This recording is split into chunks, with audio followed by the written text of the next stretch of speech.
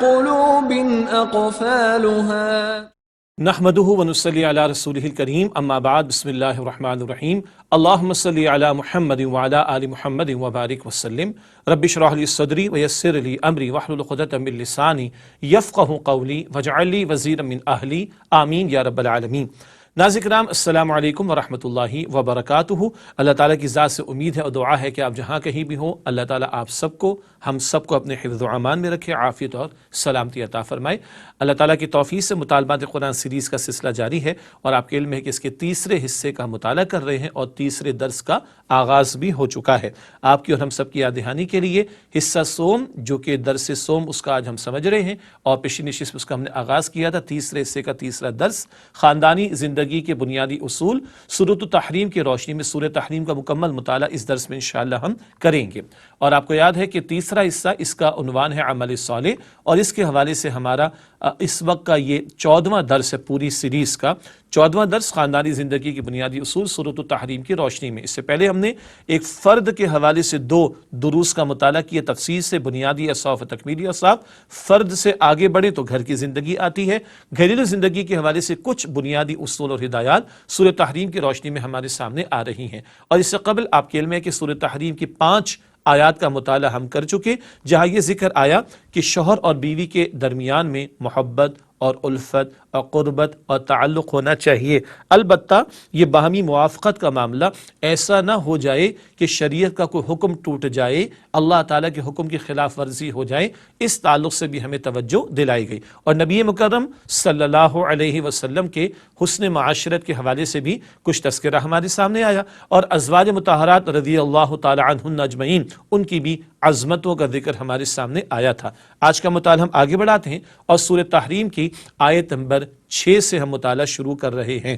پہلی 5 آیات میں گھریلو زندگی کا ایک نقطہ ہمارے سامنے آیا، ہماری رہنمائی کے لیے یہ ذکر آ گیا کہ اللہ تعالیٰ کی حدود پامال نہ ہوں، اللہ تعالیٰ کے احکامات ٹوٹ نہ جائیں، ایسا موافقت کا معاملہ گھر میں نہ ہو جائے۔ اب جو بات آ رہی ہے وہ سربراہ خاندان کی ذمہ داری کے تعلق سے، مرد کو اللہ تعالیٰ نے قوام بنایا، گھر کا نظام چلانے کے لیے عورت کو اس کے تابع رکھا، البتہ آئندہ بعد میں ہم سمجھیں گے کہ عورت کا اپنا ایک علیحدہ تشخص، سیپریٹ آئیڈینٹی بھی ہے، اور وہ خود اللہ کے ہاں اپنی ذاتی حیثیت میں جواب دہ ہے۔ مرد نے بھی اللہ کو راضی کرنے کی کوشش کرنی ہے، عورت نے بھی اللہ کو راضی کرنے کی کوشش کرنی ہے، البتہ گھر کا نظام چلانے کے لیے مرد کو قوام بنایا گیا۔ باپ کی حیثیت میں، شوہر کی حیثیت میں مرد کی ذمہ داری زیادہ رکھی گئی، گھر والوں کی کفالت کی ذمہ داری بھی ہے اور ان کی روحانی حاجات کو پورا کرنے کی ذمہ داری بھی۔ یہ نقطہ ہے جو ہمارے سامنے آ رہا ہے سربراہ خاندان کی ذمہ داری کے تعلق سے۔ اب ہم کلام کر رہے ہیں سورۃ تحریم کی آیت نمبر 6 کے حوالے سے۔ اعوذ باللہ من الشیطان الرجیم، بسم اللہ الرحمن الرحیم۔ یا ایھا الذین آمنوا، اے مؤمنوں، قوا انفسکم واہلیکم نارا، بچاؤ اپنے آپ کو اور اپنے اہل و عیال کو آتش جہنم سے۔ ایمان والوں کو حکم اللہ تعالیٰ عطا فرما رہا ہے۔ یہ انداز قرآن حکیم میں 89 مرتبہ، یہ انداز اے ایمان والو 89 ٹائمز یہ انداز قرآن حکیم میں ہمارے سامنے آیا۔ یہاں فرمایا جا رہا ہے اے ایمان والو، قوا انفسکم واہلیکم نارا، بچاؤ اپنے آپ کو اور اپنے اہل و عیال کو آتش جہنم سے، یعنی جہنم کی آگ سے۔ اس آیت کریمہ کے اس حصے کے تعلق سے تشریح کے چند نکات ہیں۔ پہلا نقطہ ہے خاندان کے ہر فرد کی ذمہ داری خود کو اور تمام گھر والوں کو جہنم کی آگ سے بچانا۔ پہلے اپنی ذات کا ذکر ہے، ہر شخص اللہ کے سامنے اکیلے اکیلے قیامت کے دن پیش ہوگا۔ سورہ مریم کی آیت نمبر 95 میں ہم پڑھتے ہیں وَكُلُّهُمْ آتِيهِ يَوْمَ الْقِيَامَةِ فَرْدًا، ہر ایک کو اکیلے اکیلے اللہ کے سامنے پیش ہونا ہے۔ تو اولاً اپنی ذات کی فکر ہر بندے کو کرنی ہے، البتہ اکیلے اکیلے نیک بن جانا کافی نہیں۔ پچھلا درس سورہ فرقان کا اور اس کے آخر میں گھر والوں کے بارے میں دعاؤں کا ذکر بھی آیا۔ تو ایک بندہ مومن ذاتی طور پر ہی فقط اپنے آپ کو نیک بنانے کی کوشش نہ کرے بلکہ گھر والوں کو بھی نیک بنانے کی کوشش کرے۔ اکیلے اکیلے اپنے لیے جنت کو پسند نہ کرے، گھر والوں کے لیے بھی پسند کرے۔ اکیلے اکیلے جہنم سے بچنے کی فکر اور کوشش نہ کرے، گھر والوں کو بھی جہنم کی آگ سے بچانے کی فکر اور کوشش کرے۔ بہت سادہ سی بات ہے، ہم میں سے کوئی گوارہ کر سکتا ہے کہ گھر کا کوئی فرد چولہے کے اندر انگلی بھی ڈالے سوال ہی پیدا نہیں ہوتا. چولہے میں انگلی ڈالنا تو بڑی بات ہے, ہاتھ ڈالنا تو بڑی بات ہے. ماچس کی تیلی وہ اپنی انگلی پر اول تو خود نہیں لگائے گا, لیکن کوئی اگر جلانا چاہے تو ہم اس کو جلانے دیں گے, سوال ہی پیدا نہیں ہوتا. اگر یہ سوال پیدا نہیں ہوتا تو کیسے یہ سوال پیدا ہو جائے کہ گھر والے جہنم کی آگ کی طرف جا رہے ہوں اور کسی سربراہ خاندان کو دوسرے گھر والوں کو فکر نہ ہو. یہ تو خود غرضی کا معاملہ ہو جائے گا نا. لوگ کہتے ہیں کہ we are very sincere with our family, ہم بڑے مخلص اپنی فیملی کے بارے میں. کیا واقعتاً اتنے مخلص ہیں کہ جہنم کی آگ کے بارے میں ہم فکر مند ہوں اپنے بارے میں اور ان کے بارے میں؟ یہ ہے جو توجہ اس مقام پر کرنے کی ضرورت ہے. تو ہر فرد اپنے آپ کو بھی اور گھر والوں کو بھی جہنم کی آگ سے بچانے کی فکر اور کوشش کرے. پھر یہ ذمہ داری مردوں بالخصوص سربراہ خاندان پر زیادہ عائد ہوتی ہے. بخاری شریف مسلم شریف میں روایت ہے, الا کلکم راع وکلکم مسئول عن رعیتہ, جان لو کہ تم میں سے ہر ایک نگران ہے اور اس سے اس کے ماتحت لوگوں کے بارے میں سوال ہوگا. ہر ایک نگران ہے, ذمہ دار ہے, اور اس کی نگرانی میں جو لوگ ہیں ان کے بارے میں سوال ہوگا. اسی حدیث میں آگے ذکر آتا ہے اگر شوہر ہے تو بیوی کے بارے میں سوال ہوگا, باپ ہے تو اولاد کے بارے میں سوال ہوگا, آقا ہے تو غلام کے بارے میں سوال ہوگا, حکمراں ہے تو رعایا کے بارے میں سوال ہوگا. جو جہاں جتنا اختیار رکھتا ہے, اتھارٹی رکھتا ہے, وہ اتنا جواب دہ ہے کل قیامت کے دن اپنے زیر تحت لوگوں کے بارے میں. تو سربراہ خاندان وہ مرد کو بنایا گیا باپ ہے, شوہر ہے, بڑا ہے گھر کا, اس کی ذمہ داری جہاں کفالت کی ہے, گھر والوں کی حاجات کو پورا کرنا, کھانا ہے, پینا ہے, لباس ہے, بیماری میں دوا کا اہتمام ہے, رہنے کے لیے چھت کی ضرورت ہے, سواری کی ضرورت ہے, وغیرہ وغیرہ, تعلیم اور دیگر حاجات ہیں. جہاں ان حاجات کو پورا کرنے کی ذمہ داری, وہیں اس سے بڑھ کر ان کو جہنم کی آگ سے بچانے کی فکر و کوشش کرنا, یہ گھر کے سربراہ کی بڑی اہم ترین ذمہ داری ہے. یہ بھی نوٹ کیجئے, قرآن پاک میں ہمیں کہیں نظر نہیں آئے گا گھر والوں کے لیے گھر بناؤ, کہیں نہیں ملے گا آپ کو. گھر والوں کے لیے اگر بیمار ہو جائے تو دوا کا اہتمام کرو, کہیں نہیں ملے گا. گھر والوں کے لیے کپڑوں کا انتظام کرو, گھر والوں کے لیے کھانے پینے کا انتظام کرو, سردی آ جائے تو گیزر کا انتظام کرو, گرمی آ جائے تو اے سی کا انتظام کرو, لائٹ نہ ہو تو جنریٹر کا. یہ باتیں آپ کو کہیں قرآن پاک میں نہیں ملیں گی. بالکل اسی طرح جیسے کبھی جمعے کی کسی خطاب میں, ٹیلی ویژن کے کسی دینی پروگرام میں کہیں کبھی کوئی نہیں کہتا گھر بنائیے, کپڑے تیار کیجئے بچوں کے لیے, بیمار ہو جائے تو دوا کا اہتمام کیجئے, بھوک لگے تو کھانا کھلائیے. ان باتوں کے لیے یاد دہانی کی ضرورت نہیں. یہ باتیں اندر سے ہماری ضرورت ہمیں فیل ہوتی ہے, محسوس ہوتی ہے. سبھی لوگ کر رہے ہیں, زیادہ ہی کر رہے ہیں. کھانے پینے میں اتنے آگے بڑھ گئے کہ صحت کا خیال نہیں رکھتے. گھروں کو بنانے میں, مکانات کے بڑھانے میں, جائیداد کے بڑھانے میں اتنے آگے چلے گئے کہ اللہ تعالیٰ کو بھول گئے. اللہ اکبر. جس بات کو لوگ بھولے بیٹھے, قرآن پاک اس کی توجہ دلا رہا ہے. اپنے آپ کو اور اپنے گھر والوں کو جہنم کی آگ سے بچانے کی فکر کرو, اور اس میں سب گھر والوں کی ذمہ داری بنتی ہے. البتہ سربراہ خاندان کی ذمہ داری سب سے زیادہ بڑھ کر ہے کہ وہ اپنی بھی فکر کرے اور گھر والوں کی بھی, ان کو جہنم کی آگ سے بچایا جائے. چنانچہ اس حوالے سے سربراہ خاندان احکامات شریعت پر عمل کر کے خود بھی اپنے آپ کو جہنم کی آگ سے بچائے, اور اہل خانہ کی بھی حکمت اور ثابت قدمی سے ایسی دینی اخلاقی تربیت کرے کہ وہ بھی خلاف شریعت کاموں سے اجتناب کرنے کی کوشش کریں. اولاً خود ایک باپ ہے وہ رول ماڈل بنے, ایک شوہر ہے وہ اپنی بیوی کے لیے رول ماڈل بنے, گھر کا سربراہ ہے وہ گھر والوں کے لیے خود نمونہ بنے, خود باعمل بنے. وہ نماز کا اہتمام ہو, وہ روزے کا اہتمام ہو, تلاوت کا اہتمام ہو, گناہوں سے بچنے کی بات ہو, وہ مقرر وقت پر باجماعت نماز ادا کرنے کا معاملہ ہو, حرام سے بچنے کی بات ہو, عمدہ اخلاق کا رویہ اختیار کرنے کی بات ہو, دین پر عمل کرنے کی اور پہلوؤں کے اعتبار سے پاسداری کی بات ہو, وہ خود باعمل بنے اور نمونہ بنے, اور پھر گھر والوں کی اچھے انداز سے حکمت کے ساتھ, ساتھ قدمی کے ساتھ, محنت کر کے, سٹرگل کر کے, جد و جہد کر کے تربیت کا اہتمام کرے. دینی محافل میں شرکت کرانا, دینی اجتماعات میں شرکت کرانا, دینی اجتماعیت کے ساتھ جوڑنا, مسجد کے ماحول سے جوڑنا, خیر کے کاموں کے ساتھ جوڑنا, یہ سارے کام مرد کے ذمے ہیں, باپ کے ذمے ہیں, شوہر کے ذمے ہیں. سربراہ خاندان ہونے کے اعتبار سے ذمہ داری سب کی ہے. بیوی بھی اپنے شوہر کے لیے سپورٹیو بنے, اولاد بھی اپنے ماں باپ کے لیے سپورٹیو بنے, بہن بھائی ایک دوسرے کے لیے سپورٹیو بنے, اینڈ سو آن. لیکن پرائمریلی, بنیادی طور پر اولاً اصلاً یہ ذمہ داری سربراہ خاندان کی بنتی ہے. اس کے ساتھ ساتھ ایک اور اہم نقطہ, اہل خانہ اور خصوصاً اولاد کی تربیت انسان کے لیے بہت بڑی سعادت ہے. سبحان اللہ. نیک اولاد کیا ہے؟ صدقہ جاریہ, مشہور بات ہے. آئیے حدیث مبارک کی روشنی میں سمجھتے. صحیح مسلم شریف کی روایت ہے, رسول اللہ صلی اللہ علیہ وسلم نے ارشاد فرمایا ہے, اذا مات الانسان انقطع عنه عمله الا من ثلاثة صدقة جاریة او علم ينتفع به او ولد صالح يدعو له. رسول پاک صلی اللہ علیہ وسلم نے ارشاد فرمایا جب انسان مر جاتا ہے تو اس کا عمل ختم ہو جاتا ہے، مگر 3 اعمال ایسے ہیں کہ ان کا ثواب مرنے کے بعد بھی ملتا رہتا ہے۔ ایک صدقہ جاریہ، دوسرا ایسا علم جس سے لوگ فائدہ اٹھائیں، تیسرے نیک لڑکا جو اس کے لیے دعا کرتا رہے۔ یہاں لڑکے سے مراد لڑکا لڑکی دونوں مراد اولاد، اور بیٹا بھی نیک بن سکتا ہے اور صدقہ جاریہ بن سکتا ہے، بیٹی بھی نیک بن سکتی ہے اور صدقہ جاریہ بن سکتی ہے۔ بہرحال مرنے کے بعد جو کام آنے والی چیزیں ہیں، صدقہ جاریہ ایسا عمل جس سے اللہ کی مخلوق کو مستقل فائدہ ملے، درخت لگا دیا، پانی کا انتظام کر دیا، مسجد کی تعمیر کرا دی، اینڈ سو آن۔ نمبر 2 علم دوسروں کو سکھایا، اس سے لوگ نفع اٹھا رہے۔ نمبر 3 اولاد کو نیک بنایا، تو یہ ہمارا سب سے بڑا انویسٹمنٹ کا معاملہ، ہماری سب سے بڑی انویسٹمنٹ ہماری نیک اولاد ہے، وہ دعا کرتی رہے گی، ہمارے لیے ثواب اور اجر بڑھتا رہے گا، درجات بلند ہوتے رہیں گے انشاءاللہ تعالی۔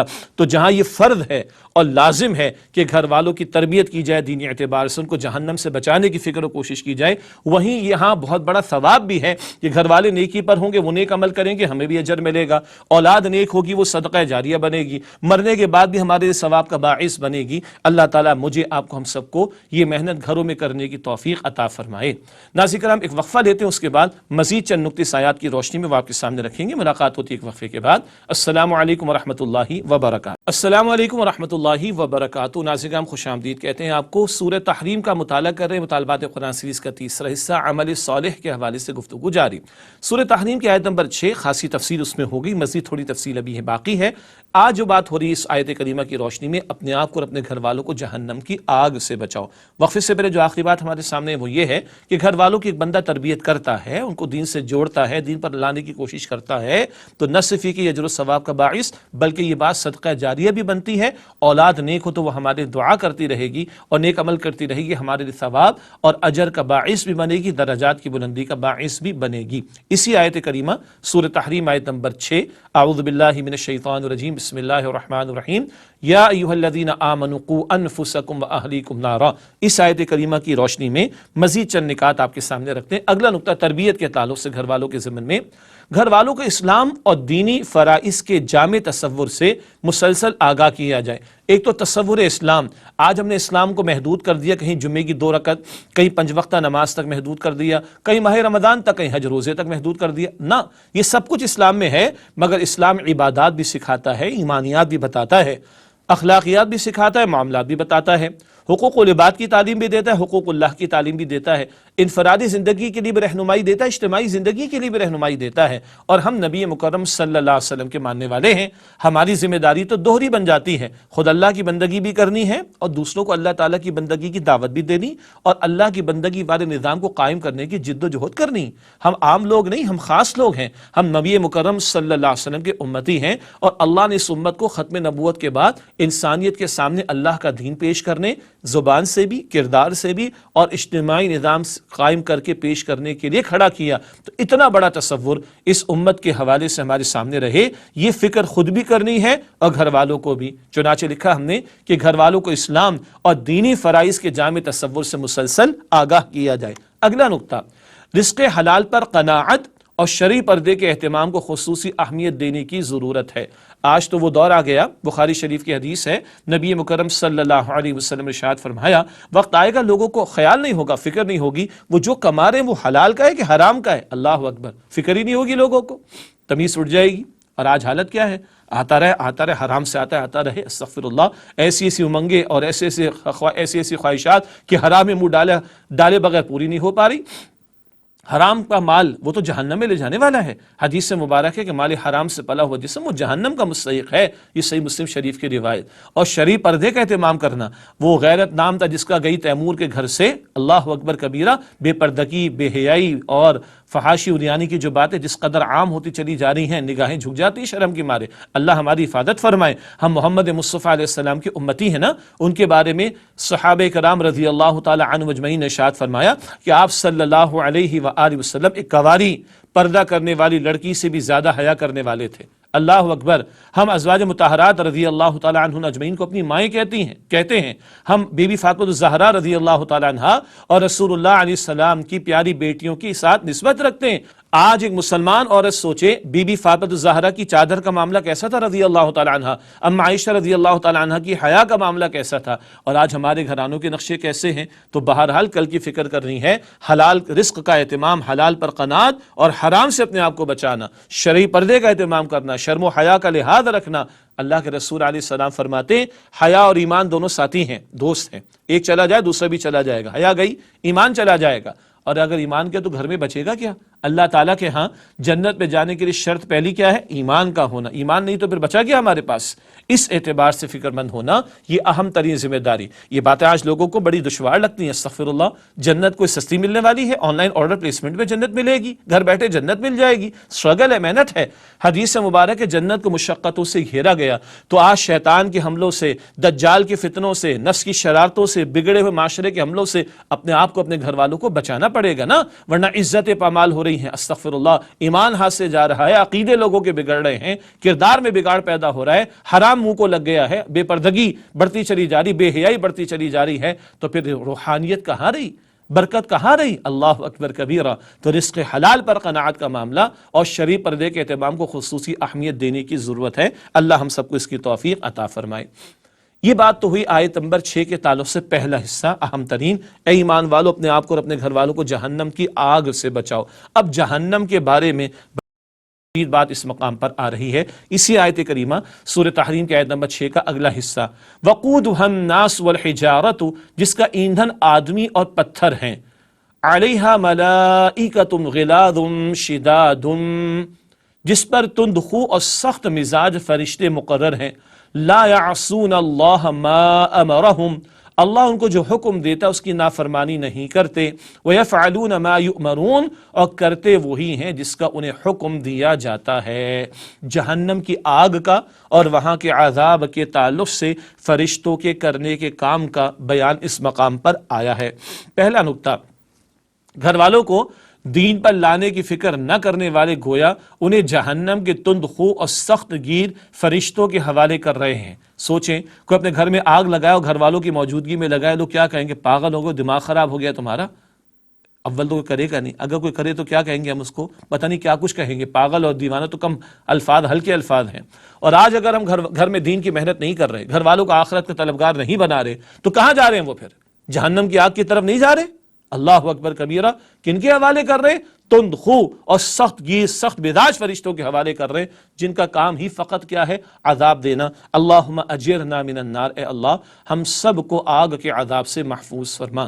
ایک اور اہم بات، فرشتے اللہ کی نافرمانی نہیں کرتے، اور جن فرشتوں کو اللہ تعالیٰ نے جہنم پر مقرر کر دیا عذاب دینے کے لیے، وہ عذاب ہی دیں گے، کوئی نرمی ان میں نہیں۔ وہ اللہ کی نافرمانی نہیں کرتے، وہی کچھ کرتے جس کا انہیں حکم دیا جاتا ہے۔ اللہ تعالی ہم سب کو جہنم کے عذاب سے محفوظ فرمائے۔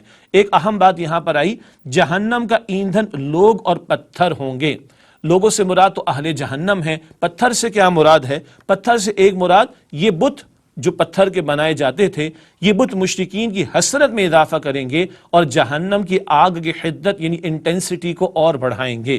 وہ جو پتھر، اللہ اکبر، وہ جو کوئلے پھر بن جائے، ان کی شدت بھی بہت زیادہ ہوتی ہے، حدت اور انٹینسٹی کے اعتبار سے۔ تو ایک طرف یہ جہنم کی آگ کو بھڑکائیں گے، اور جن بتوں کو ہاتھوں سے بنایا تھا پتھروں کو تراش کر، ان کو بھی ڈالا جائے گا، ان پتھروں کو۔ ایڈنگ ٹو دی انجری والی بات ہے، اہل جہنم کی ذلت میں اضافہ ہوگا، ان کی حسرت میں اضافہ ہوگا، ان کو پوجنے کا کوئی فائدہ نہ ہوا۔ اللہ تعالی ہمیں آج ہر طرح کے شرک سے بھی بچائے، اور آج کل کی فکر کرنے کی توفیق عطا فرمائے، گھروں میں دین کو ترجیح دینے کی توفیق عطا فرمائے، تاکہ کل جہنم کے عذاب سے ہم بچ سکیں، جہاں بڑے سخت قسم کے فرشتوں کو اللہ نے فقط عذاب دینے کے لیے مقرر کیا۔ اللہم اجرنا من النار، اے اللہ ہم سب کو آگ کے عذاب سے محفوظ فرما۔ اگلی آیت سورہ تحریم کی آیت نمبر 7، یا ایھا الذین کفروا، اے کافرو، لا تعتذروا اليوم، آج بہانے مت بناؤ، انما تجزون ما کنتم تعملون، تمہیں بدلہ دیا جائے گا اسی عمل کا جو تم کرتے رہے۔ یہ سورہ تحریم کی آیت نمبر 7 ہے۔ پچھلی آیت میں ایمان والوں سے خطاب تھا، اب اہل کفر کا ذکر آ رہا ہے۔ البتہ ایک نکتہ قابل توجہ ہمارے اعتبار سے بھی ہے، اس پر بھی انشاءاللہ ہم کلام کریں گے۔ پہلی بات، کسی حکم کے بعد جب کفر کا ذکر ہو تو اس سے مراد اس حکم پر عمل نہ کرنا ہوتا ہے نا عجیب بات؟ دوبارہ عرض کرتے ہیں اس جملے کو، کسی حکم کے بعد جب کفر کا ذکر ہو تو اس سے مراد اس حکم پر عمل نہ کرنا ہوتا ہے۔ اللہ تعالیٰ نے پچھلی آیت میں کیا حکم دیا؟ اپنے آپ کو اور اپنے گھر والوں کو جہنم کی آگ سے بچاؤ۔ اب کیا بتایا جا رہا ہے؟ اے کافرو، بہانے مت بناؤ۔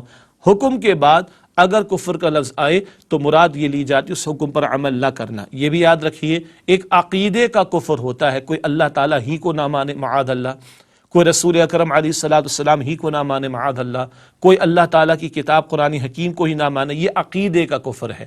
ایک ہے ماننے والوں کا معاملہ، وہ اللہ تعالیٰ کو مانتے ہیں، اللہ تعالیٰ کے حکم کو نہیں مانتے، عمل نہیں کرتے۔ وہ اللہ کے رسول علیہ السلام کو مانتے ہیں مگر اللہ کے رسول علیہ السلام کے حکم پر عمل نہیں کرتے۔ وہ قرآن حکیم کو مانتے ہیں، قرآن حکیم کے حکم پر عمل نہیں کرتے۔ ایک حدیث میں یہی الفاظ آتے ہیں کفر کے تعلق سے، من ترک الصلاۃ متعمدا فقد کفر، جامع ترمذی شریف کی روایت، جس نے جان بوجھ کر نماز ترک کر دی وہ کفر کر چکا۔ استغفر اللہ۔ کیا مطلب؟ اب بے نمازی مسلمان تو مانیں گے اس کو، مگر عملاً طرز عمل کیا؟ کافرانہ۔ کافر نماز ہی پڑھتے نا، مسلمان ہو کر نماز ادا نہ کرے، بالغ ہے، مسلمان ہے، مرد عورت، ہوش میں ہے، عقل مند ہے، بالغ ہے اور نماز نہ پڑھے، عجیب بات۔ تو جو جان بوجھ کے نماز ترک کر دے عملاً وہ کیا کر رہا ہے؟ کفر کر رہا ہے۔ اب ایک آیت کریمہ قرآن پاک کی اسی تعلق سے سورہ مائدہ کی آیت نمبر 44 ہے، وَمَن لَّمْ يَحْكُم بِمَا أَنزَلَ اللَّهُ فَأُولَٰئِكَ هُمُ الْكَافِرُونَ، اور جو لوگ اللہ کے نازل کردہ کلام کے مطابق فیصلے نہیں کرتے وہی تو کافر ہیں۔ جو اللہ تعالیٰ کے نازل کردہ کلام کے مطابق فیصلے نہیں کرتے وہی تو کافر ہیں۔ اللہ کا حکم مانتے مگر اللہ کے حکم پر عمل نہیں کرتے، نماز کو فرض مانتے نماز پر عمل نہیں کر رہے، زکوٰۃ فرض مانتے زکوٰۃ ادا نہیں کر رہے، پردے کا حکم ہے قرآن پاک میں مانتے مگر پردے کے حکم پر عمل درآمد نہیں ہو رہا، سود حرام ہے اللہ تعالیٰ نے منع فرما دیا، اللہ اس کے رسول علیہ السلام سے جنگ قرار دے دیا مگر سود چھوڑنے کو تیار نہیں، تو یہ کیا ہے؟ فَأُولَٰئِكَ هُمُ الْكَافِرُونَ عملاً، یہ کفر کا رویہ ہے۔ بہت سخت بات ہے نا۔ حکم کے بعد اگر کفر کا لفظ آ رہا ہے تو مراد کیا ہے؟ حکم پر عمل نہ کرنا۔ تو جو اللہ اپنے آپ کو جہنم سے بچانے کی فکر اور کوشش نہیں کر رہا، جو اپنے گھر والوں کو جہنم کی آگ سے بچانے کی فکر اور کوشش نہیں کر رہا، وہ عملاً کیا کر رہا ہے؟ کیا کر رہا ہے؟ کفر کر رہا ہے۔ کس قدر سخت بات ہے۔ اللہ تعالی ہم سب کی حفاظت فرمائے۔ تو آیت کریمہ میں فرمایا گیا، اے کافرو لا تعتذروا اليوم، آج بہانے مت بناؤ، آج تو یعنی قیامت کے دن تو نتیجہ ملے گا۔ عمل کا موقع کہاں تھا؟ دنیا میں عمل کا موقع ہے، آخرت میں نتائج ملیں گے۔ ایک چانس اور مل جائے، ایک اٹیمپٹ اور مل جائے، کاش میں دوبارہ دنیا میں چلا جاؤں، کچھ نہیں ہوگا۔ ارے فلاں نے مروا دیا، شیطان نے بہکا دیا، فلاں دوستوں نے، کچھ نہیں چلے گا، جھوٹا بہانہ، کوئی لیم ایکسکیوز نہیں چلے گا۔ آج میری اور آپ کی آنکھیں کھلی ہیں، دنیا میں موت کے آنے سے پہلے عمل کا موقع مہلت ہے، آج عمل کرنا چاہو تو کر لو، کل بہانے نہیں چلیں گے۔ اللہ اکبر۔ اس آیت کی تشریح کا اگلا نقطہ، جو لوگ آیت نمبر 6 میں وارد شدہ ہدایت پر عمل نہ کرے وہ گویا عملی اعتبار سے کافر ہیں، خواہ قانونی اعتبار سے مسلمان ہی کیوں نہ ہو۔ آیت نمبر 6 کیا تھی؟ اپنے آپ کو اپنے گھر والوں کو جہنم کی آگ سے بچاؤ۔ عمل نہیں کر رہے تو عملاً کیا کر رہے؟ کفریہ روش۔ اللہ اکبر۔ قانوناً مسلمان ہیں، انتقال ہو جائے گا جنازہ بھی پڑھیں گے، لیکن حقیقت کے اعتبار سے، عمل کے اعتبار سے یہ کافرانہ طرز عمل ہے کہ بندہ اپنے آپ کو اور اپنے گھر والوں کو جہنم کی آگ سے بچانے کی فکر و کوشش نہیں کر رہا۔ استغفر اللہ۔ اور ایک بات اس آیت کریمہ کے آخر میں آئی ہے، انما تجزون ما کنتم تعملون، تمہیں بدلے میں وہی کچھ دیا جائے گا جو تم عمل کرتے رہے۔ ناظرین کرام، یہ آیت نمبر 7 کا مطالعہ مکمل ہوا اور بہت اہم بات ہمارے سامنے آئی، گھر کے حوالے سے اپنی فکر بھی کرنی، گھر والوں کی فکر بھی کرنی، اپنے آپ کو بھی جہنم کی آگ سے بچانے کی فکر اور محنت کرنی ہے، اور اپنے گھر والوں کو بھی جہنم کی آگ سے بچانے کی فکر اور کوشش کرنی ہے۔ میں اور آپ دیکھ لیں ہمارے گھروں کے نقشے کیا ہیں، اور آج گھروں میں قرآن پاک سے تعلق، نبی اکرم علیہ السلام کے تعلیمات سے تعلق، دین کا جامع تصور، دینی فرائض کا علم ہونا، دین کے تقاضوں پر عمل ہونا، فرائض و واجبات پر عمل ہونا، حرام سے بچنے کی کوشش کرنا، گھر والوں کو فکر ہونا کہ ہمیں جنت میں جمع ہونا ہے، گھر والوں کو فکر ہونا کہ ہمیں جہنم کی آگ سے بچنا ہے۔ یہ آج ہمارے گھروں کے رویے ہیں یا نہیں؟ یہ بہت بڑا سوالیہ نشان ہے میرے اور آپ کے لیے۔ اللہ تعالیٰ مجھے اور آپ کو توفیق دے کہ ہمارے گھروں کے نقشے وہ ہوں جو سورۃ طور آیت نمبر 21 میں یہ الفاظ آئے، والذین آمنوا واتبعتهم ذریتهم بایمان الحقنا بهم ذریتهم وما التناهم من عملهم من شیء، اور جو لوگ ایمان لائے اور ان کی اولاد نے ایمان میں ان کی پیروی کی، بڑا اہم معاملہ، اولاد نے بھی ایمان میں پیروی کی، ماں باپ بھی ایمان پر، اولاد بھی ایمان پر، ایمان کی پیروی میں ایمان کے تقاضوں پر بھی عمل کرنا شامل، جس کی بات ہوئی، ہم ان کی اولاد کو ان کے ساتھ ملا دیں گے، عمل میں کمی نہیں کریں گے۔ جنت میں درجات تو بہت، کوئی اوپر کوئی نیچے کوئی درمیان، اللہ نیچے والوں کو ایلیویٹ کر کے ترقی دے کر اوپر لے جا کر ملا دے گا۔ یہ جنتی گھرانہ سورہ طور آیت نمبر 21 27 پارے کے شروع میں اس آیت کریمہ کا بھی مطالعہ تفاصیل سے کیجیے گا۔ ناظرین گرامی وقفہ لے تو اس کے بعد اگلی آیت کا مطالعہ انشاءاللہ آپ کے سامنے رکھیں گے۔ السلام علیکم ورحمۃ اللہ وبرکاتہ۔ السلام علیکم ورحمۃ اللہ وبرکاتہ۔ ناظرین کرام آپ کو خوش آمدید کہتے ہیں۔ مطالبات قرآن سیریز کا سلسلہ جاری اور تیسرا حصہ عمل صالح کے عنوان کے تحت، اور سورہ تحریم کا درس ہمارے زیر مطالعہ آیت نمبر 7 تک مطالعہ ہم نے مکمل کیا۔ اپنے آپ کو اپنے گھر والوں کو جہنم کی آگ سے بچانے کی فکر و کوشش کی جائے، یہ نکات تفصیل سے ہمارے سامنے پچھلی آیات کی روشنی میں آئے۔ اگلی آیت ہے سورہ تحریم کی آیت نمبر 8، بہت اہم مقام توبہ کے بیان کے تعلق سے ارشاد ہو رہا ہے سورہ تحریم آیت نمبر 8 میں، اعوذ باللہ من الشیطان الرجیم، بسم اللہ الرحمن الرحیم، یا ایھا الذین آمنوا، اے مؤمنوں، توبوا الی اللہ، اللہ کے حضور توبہ کرو، توبۃ نصوحا، سچی توبہ، عسیٰ ربکم ان یکفر عنکم سیئاتکم، امید ہے کہ وہ تمہارے گناہ تم سے دور کر دے گا، ویدخلکم جنات تجری من تحتها الانہار، اور تمہیں داخل کرے گا ان باغات میں جن کے نیچے نہریں بہہ رہی ہیں۔ یہ سورہ تحریم آیت نمبر 8 کا ایک حصہ ہے جہاں سچی توبہ کا تقاضا ایمان والوں سے کیا جا رہا ہے۔ توبہ کا کچھ ذکر عباد الرحمن کے اوصاف کے بیان میں بھی بات سامنے آئی سورہ فرقان کے درس کی روشنی میں، اور آج مزید ذکر توبہ کے تعلق سے ہمارے سامنے آ رہا ہے۔ توبہ کا ذکر آیا، البتہ توبۃ نصوحا کے الفاظ۔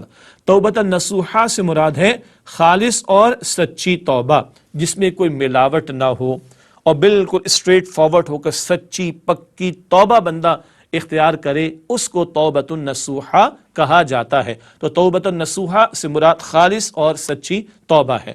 البتہ سچی توبہ کی شرائط ہیں۔ جی توبہ توبہ توبہ توبہ توبہ توبہ کہنے سے توبہ نہیں ہوتی، بلکہ توبہ کرنے سے توبہ ہوتی ہے۔ ہاں، اس کہنے کے حوالے سے قرآن حکیم میں جو آیات میں احادیث میں جو دعائیں بتائی گئیں ان کا بھی اہتمام شامل، توبہ اور استغفار کے کلمات بھی شامل، یہ کہنا بھی لازم، البتہ اس کی کچھ شرائط بھی ہیں، آئیے ان کو جانیں۔ پہلی بات، حقیقی ندامت و افسوسی ہوتا ہے دل میں، ندامت، میں نے گناہ کیا ہے، میں نے اللہ کو ناراض کیا ہے، میں نے اللہ کے حکم کی خلاف ورزی کی ہے، میں نے کسی فرض کو چھوڑ دیا، میں نے کسی حرام کا ارتکاب کر لیا، یہ ہے ندامت اور افسوس دل میں، حقیقی ندامت اور افسوس، یہ پہلی شرط ہے سچی توبہ کے حوالے سے۔ دوسری شرط، آئندہ گناہ نہ کرنے کا عہد، یہ پکا ارادہ بندہ کرے آئندہ گناہ نہیں کروں گا۔ البتہ گناہ کو دو اعتبارات سے جان لیں، اللہ تعالیٰ نے اور اللہ کے رسول علیہ السلام نے جن کاموں کے کرنے کا حکم دیا، تقاضا کیا، یہ کرنا لازم ہے نا، یہ نہ کیا جائے تو گناہ ہے۔ نماز ادا کرنا لازم ہے، زکوٰۃ دینا صاحب نصاب پر لازم ہے، اگر یہ نماز ادا نہ کی جائے، زکوٰۃ ادا نہ کی جائے تو گناہ۔ اور اللہ کے رسول علیہ السلام نے جن کاموں سے منع فرما دیا، سود سے منع فرما دیا، بے حیائی سے منع فرما دیا، زنا سے منع فرما دیا، ان کاموں کا کرنا گناہ ہے۔ سود خوری گناہ ہے، بے حیائی میں مبتلا ہونا گناہ ہے، زنا کرنا گناہ ہے۔ تو گناہ کے دو پہلو، فرائض و واجبات کو ترک کرنا بھی گناہ اور حرام کا ارتکاب کرنا بھی گناہ ہے۔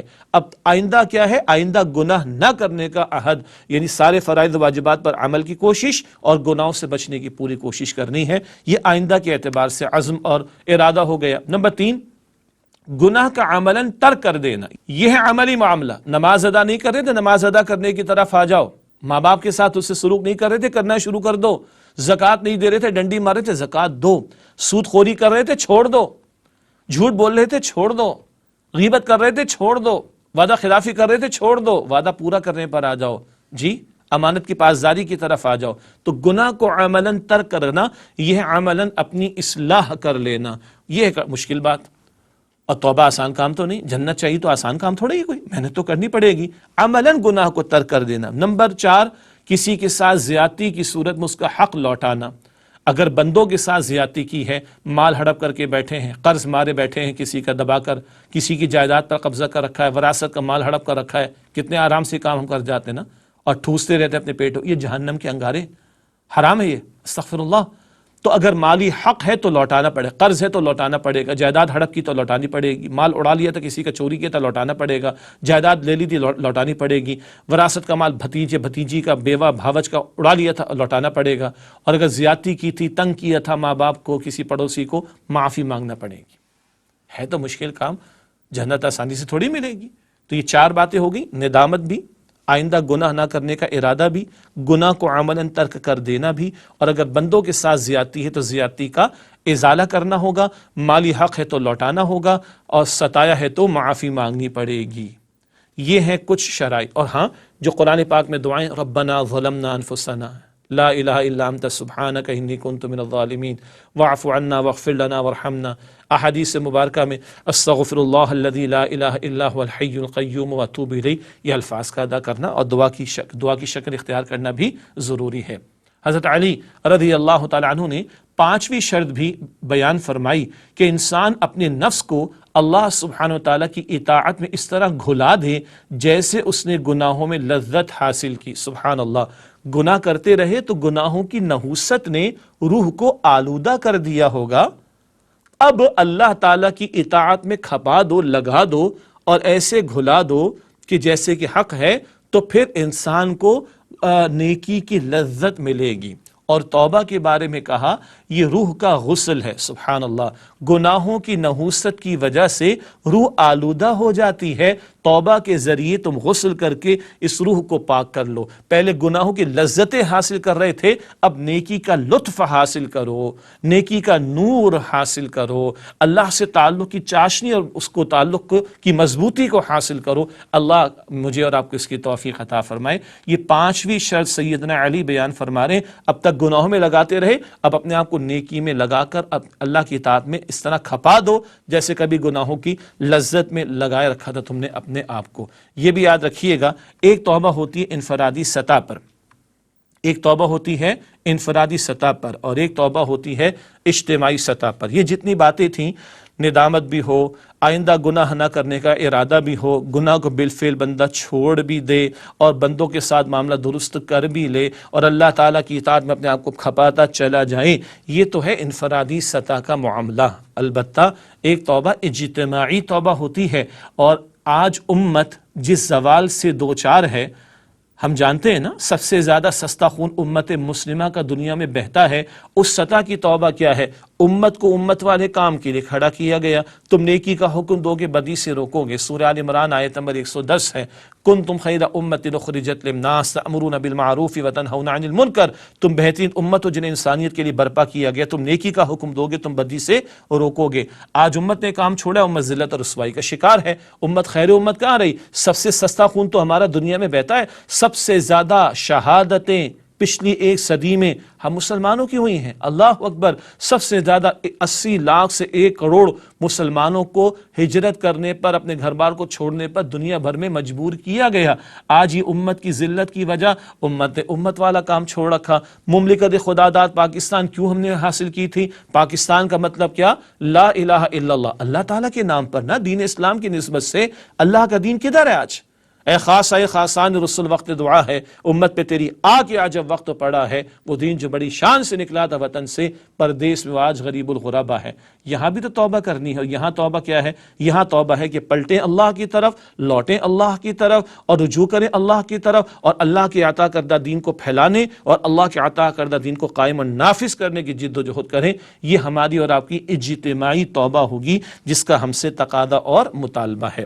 اس آیت کریمہ کے اگلے الفاظ ہیں، یوم لا یخزی اللہ النبی، اس دن اللہ رسوا نہیں کرے گا نبی صلی اللہ علیہ وآلہ وسلم کو، والذین آمنوا معہ، اور ان لوگوں کو جو ان کے ساتھ ایمان لائے۔ یہ ہے جو اللہ سبحانہ وتعالی کل کا ذکر فرما رہا ہے قیامت کے تعلق سے۔ پہلا نقطہ اس حوالے سے ہے، روز قیامت جب اعمال کے ساتھ ان کی نیتیں بھی ظاہر ہوں گی تو دنیا میں بڑی جاہ و حشمت رکھنے والے اور بعض بظاہر بڑے نیک اعمال کرنے والے بھی رسوا نظر آئیں گے۔ کل تو اللہ نیتیں بھی کھول دے گا۔ اللہ تعالیٰ ہم سب کو اخلاص نیت عطا فرمائے۔ جس نے دکھاوے کا عمل کیا ہوگا وہ قابل قبول نہیں ہوگا۔ ہم پڑھ چکے آیت البر کی روشنی میں، من صلی یرائی فقط اشرک، جس نے دکھاوے کی نماز ادا کی وہ شرک کر چکا، استغفر اللہ۔ تو نیتیں ظاہر ہو جائیں گی، بڑے بڑے جاو حشمت رکھنے والے ہوں گے، مگر وہ کل قیامت کے دن رسوا ہوں گے۔ البتہ نبی کریم صلی اللہ علیہ وآلہ وسلم اور مخلص اہل ایمان جن کی دنیا میں توہین کی گئی، اس روز سرخ روح ہوں گے۔ حضرت بلال رضی اللہ تعالی عنہ، حضرت خباب رضی اللہ تعالی عنہ، ان درویش صحابہ کے بارے میں مشرکین مکہ انگلیاں اٹھا کر کہتے تھے ان کو ہٹایا جائے، اے محمد صلی اللہ علیہ وسلم پھر ہم آپ کی مجلس میں آئیں گے۔ اللہ اکبر، جن کی توہین کی گئی معاذ اللہ، جن کا مذاق اڑایا گیا، وہ تو سرخرو ہوں گے، اور دنیا میں بڑے بننے والے وہ کل قیامت کی ذلت اور رسوائی میں مبتلا کیے جائیں گے۔ اسی آیت کریمہ کا اگلا حصہ ہے نورہم یسعی بین ایدیہم و بایمانہم، بلکہ ان کا نور ان کے آگے اور داہنی طرف روشنی کرتا ہوا چل رہا ہوگا۔ یقولون، وہ التجا کریں گے، ربنا اتمم لنا نورنا، اے ہمارے رب ہمارے لیے پورا فرما دے ہمارے نور کو، وغفر لنا، اور ہمیں معاف فرما، انک علی کل شیء قدیر، بے شک تو ہر چیز پر قادر ہے۔ یہ سورہ تحریم کی آیت نمبر 8 کا آخری حصہ نور کا ذکر آ رہا ہے۔ اہل ایمان کے سامنے ان کے ایمان حقیقی کا نور ہوگا جس کا تعلق قلب سے ہوتا ہے۔ قیامت کے دن نور چاہیے ہوگا، الصراط جسے ہم پل صراط کہتے ہیں، وہاں تاریکی ہوگی، وہاں روشنی چاہیے ہوگی، نور۔ تو ایمان والوں کا نور سامنے بھی ہوگا۔ یہ سامنے کے نور سے ایک مراد نور ایمان، جو ایمان حقیقی کا نور دل میں ہوتا ہے۔ ان کی داہنی طرف اعمال کا نور ہوگا، کیونکہ نام اعمال ان کے داہنے ہاتھ میں ہوگا۔ جو قرآن پاک کی آیت میں آیا کہ سامنے اور دائیں طرف روشنی کرتا ہوا چلے گا، تو دائیں طرف نور سے ایک مراد کیا ہے؟ وہ جو نام اعمال ان کے دائیں ہاتھ میں دیا جائے گا اس کی روشنی، کیونکہ روشنی ہر طرف ہو جائے گی، مگر سامنے کے نور سے ایک مراد دل کے اندر نور، اور دائیں طرف نور سے مراد وہ نام اعمال جو ان کے دائیں ہاتھ میں دیا جائے گا۔ حدیث مبارک میں ذکر آتا ہے، نبی اکرم علیہ السلام نے فرمایا کسی کا نور اتنا تیز ہوگا کہ مدینہ سے عدن تک کی مسافت کے برابر فاصلے تک پہنچ رہا ہوگا، اور کسی کا نور مدینہ سے صنعاء یمن تک، اور کسی کا اس سے کم، یہاں تک کہ کوئی مومن ایسا بھی ہوگا جس کا نور اس کے قدموں سے آگے نہ بڑھ سکے گا۔ کتنا پکا سچا ایمان تھا، اعمال کتنے خیر والے تھے، اس تناسب سے کسی کا نور کم، کسی کا زیادہ وہاں پر ہوگا۔ اللہ ہم سب کا نور بڑھا دے۔ وہ اپنے نور کے اضافے کے لیے دعا کریں گے اور ان گناہوں پر بخشش مانگیں گے جن کے اثرات نے ان کے نور کو دھندلا کر دیا ہوگا۔ بخشش مانگیں گے، ہمارے رب ہمیں ہمارے نور کو بڑھا دے اور ہمیں معاف فرما دے۔ جن کے پاس کم ہوگا وہ مغفرت مانگ رہے ہوں گے، وہ نور مانگ رہے ہوں گے کہ وہ نور بڑھ جائے، اور اگر کوئی گناہوں کی وجہ سے دھندلا ہو گیا تھا یہ نور کا معاملہ، تو اللہ ان کو معاف فرما کر نور کو بڑھا دے۔ یہ نور کل چاہیے ہوگا، مگر اس نور کے حصول کا ذریعہ آج ہے سچا پکا حقیقی ایمان۔ ہم نے سورہ آل عمران کی روشنی میں، سورہ نور کے درس کی روشنی میں بھی سمجھا، اور نیک اعمال کا نور جس کے لیے محنت کا موقع آج میرے اور آپ کے پاس موجود ہے۔ اللہ تعالی ہم سب کو حقیقی نور عطا فرمائے، نور ایمان، اور نیک اعمال میں مزید آگے بڑھنے کی توفیق عطا فرمائے۔ ناظرین کرام، آج آیت نمبر 8 تک ہم نے سورہ تحریم کے تعلق سے مطالعہ مکمل کیا۔ انشاءاللہ اگلی آیات میں بڑا ایک اور اہم موضوع آئے گا، اور وہ ہے ایک عورت کے علیحدہ تشخص، سیپریٹ آئیڈینٹیٹی کا بیان گھریلو زندگی کے تسلسل میں جو ہدایات آ رہی ہیں۔ یہ نکات اگلے درس میں انشاءاللہ ہمارے سامنے آئیں گے۔ تب تک کے لیے ہم آپ سے اجازت چاہتے ہیں اس دعا کے ساتھ کہ اللہ تعالیٰ میری، آپ کی، ہم سب کے تمام مسلمانوں کی مغفرت فرمائے، آمین یا رب العالمین۔ وآخر دعوانا ان الحمد للہ رب العالمین، والسلام علیکم ورحمۃ اللہ وبرکاتہ۔